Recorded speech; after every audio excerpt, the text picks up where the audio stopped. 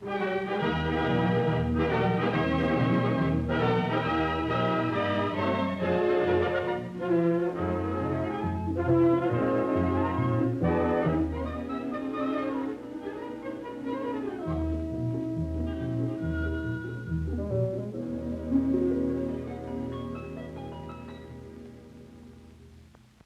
time when I was a little boy, my Uncle John took me and my sister Susie fishing. At least we started out to fish, but that was before we found the most interesting pet I've ever had. We were just walking along, not thinking of anything much, when, "Eek!" squealed Susie, the way girls sometimes do. "A snake! I almost stepped on it." "You wouldn't want to do that," Uncle John said. "This is a bull snake, one of your friends." And do you know what Uncle John did? He picked that snake up, holding it behind the head so it couldn't bite, because snakes are just like most animals. They will bite if they're scared. "Golly," I said, "what if he's poisonous?" "If he were poisonous, I wouldn't get close to him," Uncle John said. "You saw how closely I looked him over before I picked him up." "Calm down, boy. Now that we've had a look at you, we'll let you go off and catch a big, fat field mouse." Well, we went on toward the pond, talking about snakes and how they helped out farmers by killing pests like mice and rats. We threw out our lines, but I don't know. Seeing that snake had got my mind way off fishing. I kept thinking about that bull snake, and I wondered if maybe I couldn't find him again. "See you later," I said, and went looking. Little did I know I was going to find something 1,000,000 times better than that old snake. Pretty soon Susie and Uncle John heard me yell. "Come on, look what I found." "What is it?" "A baby bull snake. Maybe it's that other one's baby, set out to see the world." Boy, he was pretty. Slim and graceful and bright-eyed. I knew right then I had a pet worth keeping. At first I didn't know how I'd get him home, but Susie said, "What about your cat?" So I closed him gently up in it, and I could feel him kind of snuggle down, right at home already. Well, that ended the fishing for that day. Everybody was too excited about the pet snake. We picked up our poles, and on the way home we named him. Sammy, we said we'd call him. Sammy the Snake. Uncle John made Sammy a cage out of some boards and screen wire and glass. I put in some dirt for him to crawl on, and in he went. "Say, Uncle John," Susie said, "I've been wondering, where did Sammy come from in the first place?" "He hatched from an egg," Uncle John said.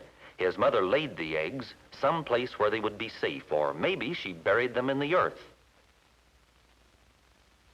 But not all snakes hatch from eggs as bull snakes do. These baby garter snakes were born alive.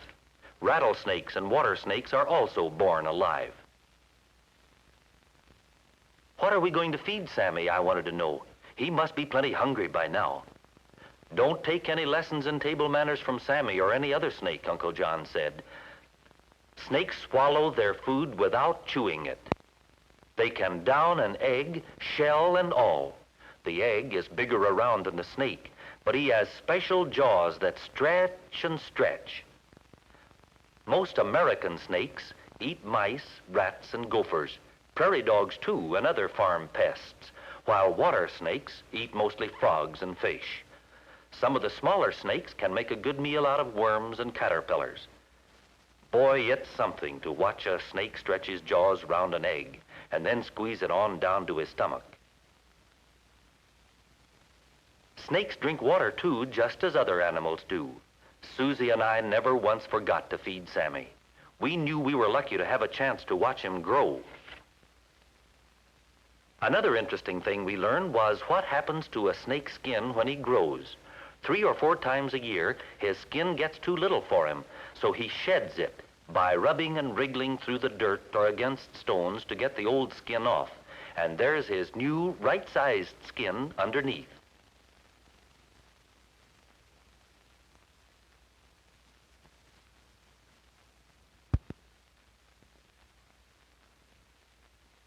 Did you ever see a snake skin that some snake has outgrown?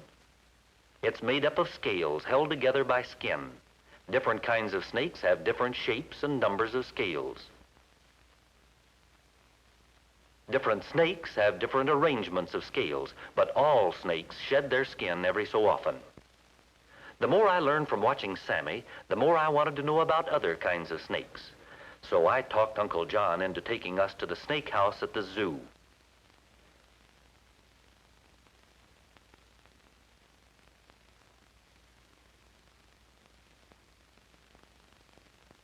In the first cage was one of the most common snakes in America, a bright-colored garter snake. It is quite harmless and has stripes down its back.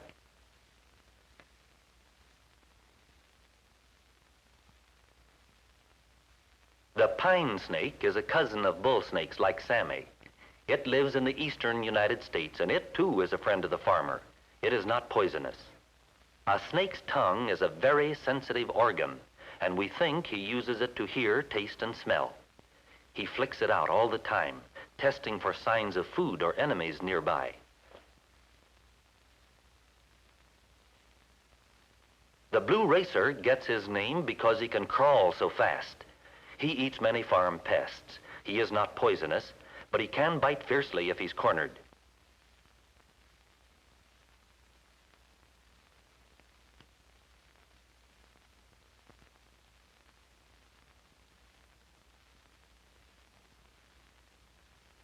In the next cage, we found one of the most beautiful snakes in America, the California king snake. He's called the king snake because he can kill other snakes. He's not poisonous and is not affected by the poison of other snakes. He's been known to kill and eat deadly rattlesnakes. The pilot black snake is another farm friend. He is not poisonous, but will bite when angry or excited. Black snakes grow quite large, sometimes as long as 8 feet. They are great climbers, spending lots of time in trees.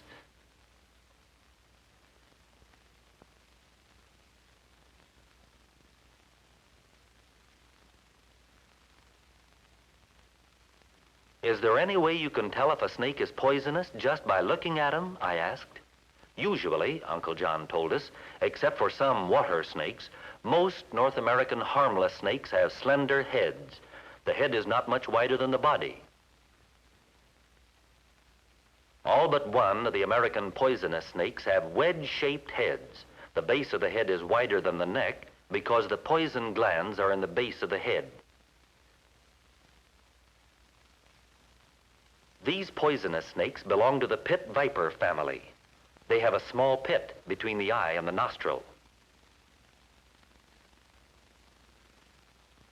This pit is a very sensitive organ which helps the snake detect the heat from the warm-blooded animals upon which it feeds. Rattlesnakes are the best known of the pit vipers. All of the several kinds of rattlesnakes are deadly poisonous. Notice the wedge-shaped head. Rattlesnakes all have a button or series of rattles on the tail. This usually serves as a warning signal when the snake is aroused or angry. Watch this timber rattlesnake signal danger. Another pit viper is the copperhead, somewhat less poisonous than the rattlesnake, but still a dangerous snake. Brown in color, it is usually found among rocks in wooded areas in the central and southeastern states. The cottonmouth or water moccasin is the last member of the pit viper family. It is always found near water. There are many different water snakes, but this member of the pit viper family is the only poisonous one. When aroused, it may open its mouth, showing the white lining inside, which gives it its name, cottonmouth. We didn't see the coral snakes, North America's other group of poisonous snakes, at the zoo, but from one we saw preserved in alcohol, we learned that the coral snakes are not pit vipers, but they are very poisonous. A coral snake has broad red and black bands on its body.